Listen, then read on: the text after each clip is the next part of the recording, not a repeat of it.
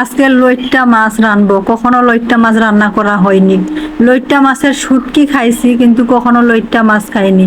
তো সকালবেলায় আজকে একটা কাণ্ড হয়ে গেছে এই লইট্টা মাছ নিয়ে। তো আমি জানি না যে লইট্টা মাছ এরকম। আমি প্রথমে দেখে ভাবছি যে এই মাছগুলো মনে হয় পচা।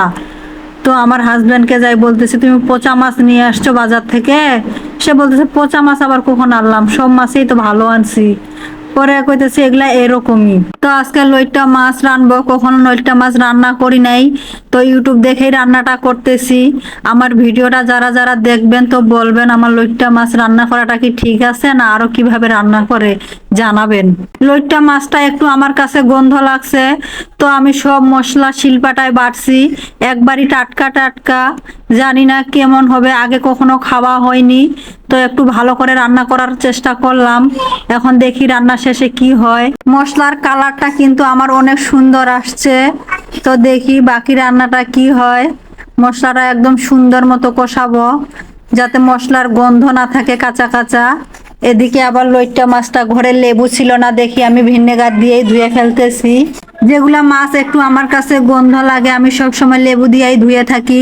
লেবু দিলে একটু গন্ধটা থাকে না মাছের। মাছ ধোয়া আমার প্রায় শেষ। এখন এই মাছটা আমি মশলার মধ্যে দিয়ে দিব। তো মশলাটাও সুন্দর মতো হয়ে গেছে, তেল বাইর হয়েছে মশলা থেকে। রান্না তো করতেছি, শেষে যে কি হবে, খেতে পারবো না কি হবে আল্লাহই জানে। তো যাই হোক, ভালো হইলেও খাবো খারাপ হইলেও খাবো, কারণ খাবার জিনিস কখনোই ফেলে দেওয়া ভালো লাগে না এটা আমার কাছে। আমি যখনই আগে থেকে প্রস্তুতি নেই যে আজকের রান্নাটা আমি একটু ভালো করে করব, তো সেই দিনই আমার রান্না আর ভালো হয় না। তো আজকেও আমি আগে থেকে প্রস্তুতি নিছি যে আজকের রান্নাটা আমি একটু বেশি ভালো করে করব, কারণ এই মাছটা তো কখনো রান্না হয়নি। মানুষের শেখার কোনো শেষ নাই, আমরা যতদিন বাঁচবো ততদিনেই নতুন নতুন কিছু না কিছু শিখবো। তো এই যে আমি মাছের মধ্যে কারি পাতা দিয়ে দিলাম। এই পাতাটা আমি চিনি না বা কখনো দেখিনি, আমাদের বাসার ছাদে আছে। আমাদের বাড়িয়ালি দেখি সব সময় মাছ বা মাংস রান্না করলে এই পাতাটা দিয়ে থাকে। তো একদিন ভাবিকে জিজ্ঞাসা করছিলাম, ভাবি আপনি যে তরকারিতে এই পাতাটা দেন তো তরকারি কি স্বাদ হয় বেশি নাকি?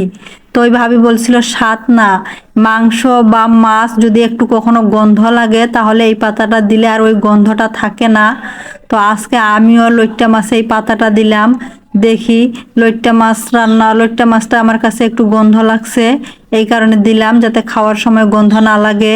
তরকারিটা তো দেখেই মনে হচ্ছে যে অনেক স্বাদ হয়েছে, মনে হয় ভালোই হবে। তো দেখি আমি একটু মুখে দিয়ে কেমন লাগে। মুখে দিছি, ওরে আল্লাহ অনেক স্বাদ হয়েছে, আমার কাছে অনেক ভালো লাগছে। আমরা সবাই মানুষ, কিন্তু এক একটা মানুষের মুখের স্বাদ এক এক রকম। হয়তো আমার কাছে এটা ভালো লাগবে, অন্য কারো কাছে নাও লাগতে পারে। আজকে এই পর্যন্ত, আমার রান্না শেষ। ধন্যবাদ সবাইকে।